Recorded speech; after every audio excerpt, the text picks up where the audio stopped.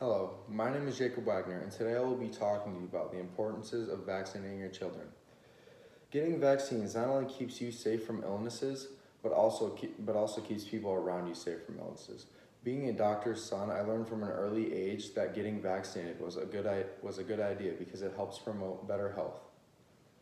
Vaccines build up your immune system by inserting a dead version of the virus. That way your body can respond to the virus and learn and build up, and so that way it builds up your immune system so you can fight it off if you would ever contract a live version of the virus. In this speech, I will be talking to you about the side effects of vaccinations and why you should vaccinate your children. First off, I would like to talk to you about the side effects of vaccinations. 1 to 2 out of every million people that get vaccinations have a side effect. This is usually because they have an overactive immune system, and so they have an allergic reaction when they get a weakened version of the virus because their body overreacts. Most people do experience some minor side effects though, like soreness where the shot is given, headaches, fevers, or maybe even joint pain. These are usually causes of your immune system reacting and building up. So that it's not a bad sign, it just means that your immune system is doing its job. A common question asked is, do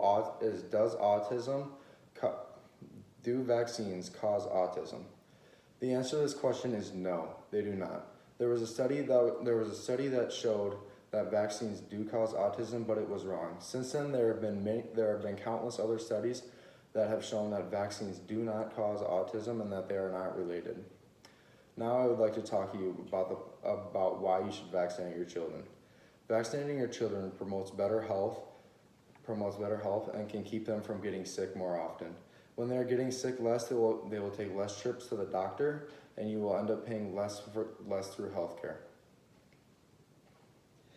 Diseases like measles, mumps, and polio are things that cannot be cured after you contract them, but can be prevented by getting a vaccination.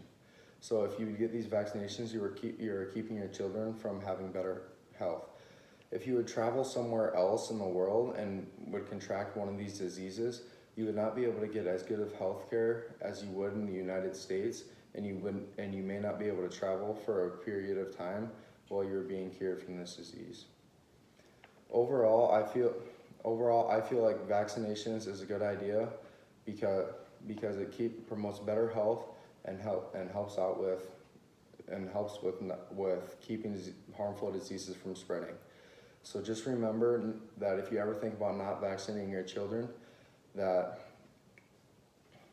you are promoting the spread of harmful diseases, and this could cause diseases to spread.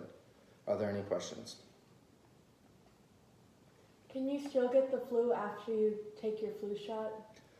Yes, you can, because there are other strains of the virus, so you may still be able to get it, but you will be protected from that strain that you got the vaccination with. Why do some people continue to get diseases like the mumps after they've had a vaccination? Because most of the time you need follow-up vaccinations. You can't just have one. There are usually 2 or maybe even 3 vaccinations that you'll need, so you have to keep going back to the doctor and get a few follow-up vaccinations afterwards.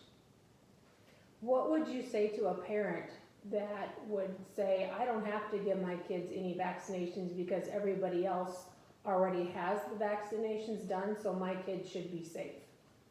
Well, you don't actually have to come into contact with a person that has these illnesses.